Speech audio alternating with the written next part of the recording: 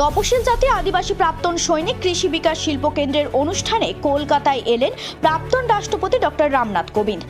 মঙ্গলবার সকালে কলকাতার উপনগরী রাজারহাট নিউ টাউন বিশ্ব বাংলা কনভেনশন সেন্টারে আয়োজিত তপশিল জাতি আদিবাসী প্রাক্তন সৈনিক কৃষি বিকাশ শিল্প কেন্দ্রের অনুষ্ঠানে বিশিষ্ট অতিথি হিসেবে উপস্থিত ছিলেন সস্ত্রীক দেশের প্রাক্তন রাষ্ট্রপতি doctor Ramnath Kovind, national advisory কমিটির চেয়ারম্যান অধ্যাপক পি.বি. শর্মা, আমিতি বিশ্ববিদ্যালয় গুড়েগাঁও হরিয়ানা সহ উপাচার্য ও মেন্টর অধ্যাপক আর.কে. খান্ডাল, প্রাক্তন রাজ্যসভার নির্দেশক কে.কে. মিশ্র প্রমুখ।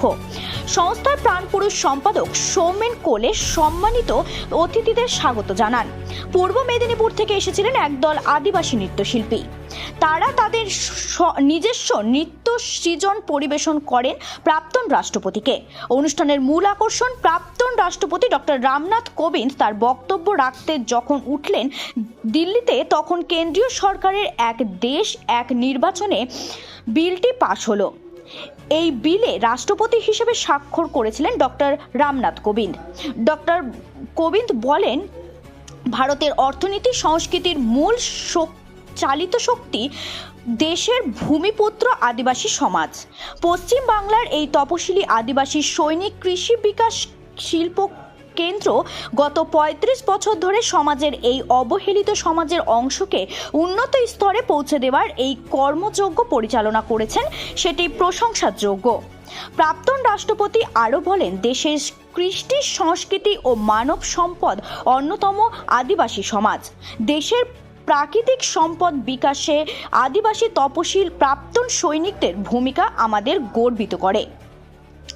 সংস্থার সম্পাদক সৌমেন কোলে বলেন, ৩৫ বছর আগে যে স্বপ্ন নিয়ে পথ চলা শুরু হয়েছিল, আজ এই কর্মযজ্ঞের মিছিলে জড়ো হয়েছেন প্রায় ১০,০০০ দেশপ্রেমী মানুষ। স্বনির্ভর ভারত গড়তে এই উদ্যোগের স্বীকৃতি প্রাক্তন ভয় রাষ্ট্রপতি দিয়ে গেলেন আমাদের মনোবল ও উৎসাহ আরও বাড়িয়ে দিয়েছে। আজ এই রাজ্যে যা সফল হয়ে চলেছে, আগামী দিনে সারা দেশে আমাদের এই স্বনির্ভরতার সবুজ বিপ্লব ছড়িয়ে দেবে, সেই সংকল্প নিয়েছি। অনুষ্ঠানে এক সাংস্কৃতিক অনুষ্ঠান পরিবেশন করেন সংস্থার সদস্যরাই। সংস্থার সেরা কর্মবীরদের সম্মানিত করা হয় সাফল্য নিরিখে।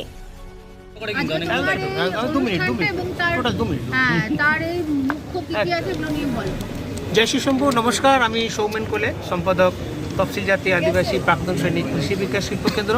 আমাদের আজকের অনুষ্ঠানটার মূল লক্ষ্য যেটা ছিল যে প্রত্যেকে আপনারা যেহেতু মিডিয়াতে আছেন জানেন যে ভারত সরকার এই বছর কিছুদিন আগে, মানে এখন 1 মাস পূর্ণ হয়নি, এগ্রিকালচার ডিপার্টমেন্টে যেটা ফিনান্সিয়াল বাজেট ছিল তার বাইরেও ২,৪৮৪ কোটি টাকা ন্যাচারাল ফার্মিংয়ের উপর বরাদ্দ করেছে। তো আমরা সেই সুযোগটাকে অ্যাচিভ করতে পেরেছি। আমাদের লক্ষ্য ছিল এটাই যে ন্যাচারাল ফার্মিং, কেন আমাদের ভারতবর্ষ তথা পশ্চিমবঙ্গ কৃষি প্রধান দেশ, কৃষির ডেভেলপমেন্ট হলেই কি তবে দেশ এগোতে পারবে। তার মানে এই নয় যে অন্য ডেভেলপমেন্টগুলো দরকার নেই, অবশ্যই দরকার আছে, মধুমক্ষী দরকার আছে, ফিশারি দরকার আছে, আমাদের দরকার ল্যাক কাল্টিভেশনের উপর বড়ো কাজ করে সেটাও দরকার আছে, কিন্তু কৃষিটাকে বেশি করে ধরে রাখা দরকার আছে। এটাই ছিল আমাদের মূল লক্ষ্য আজকে ন্যাচারাল ফার্মিংয়ের উপর। আর একটা যেটা ছিল যে আমাদের আজকে প্রায় 400 জন আমাদের সংস্থার সাথে যে সমস্ত কর্মী যুক্ত আছেন, তারা পশ্চিমবঙ্গের প্রত্যেকটি জেলা থেকে তারা উপস্থিত হয়েছে। তাদের উদ্দেশ্যে একটা বার্তা দেওয়া ছিল। দীর্ঘদিন বা কয়েক বছর ধরে তারা আমাদের সাথে যুক্ত ছিল বা আছে, আজও আছে, আগামী দিনে থাকবে। তাদেরকে আমরা ফিনান্সিয়ালি স্ট্রং করে উঠতে পারিনি, সেই জায়গাটা পুরোপুরিভাবে ক্লিয়ারেন্স হয়ে গেছে। সেটাও আমি প্রেসের মাধ্যমে জানাতে চাইছি যে 2025 সালের জানুয়ারি মাস থেকে তারা ফিনান্সিয়ালি স্ট্রং হয়ে যাবে। জয় শ্রী শম্ভু, নমস্কার।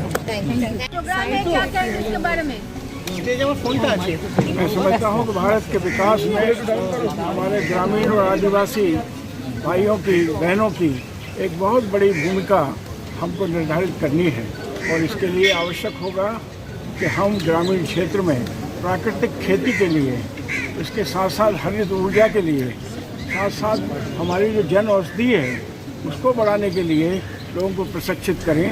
आज के ज्ञान और विज्ञान के युग में इंफॉर्मेशन टेक्नोलॉजी के माध्यम से ये संभव है कि जो छोटे छोटे कॉल सेंटर्स हमारे बड़े शहरों में चल रहे हैं, वो सही मायने में गांव में भी चल सकते हैं।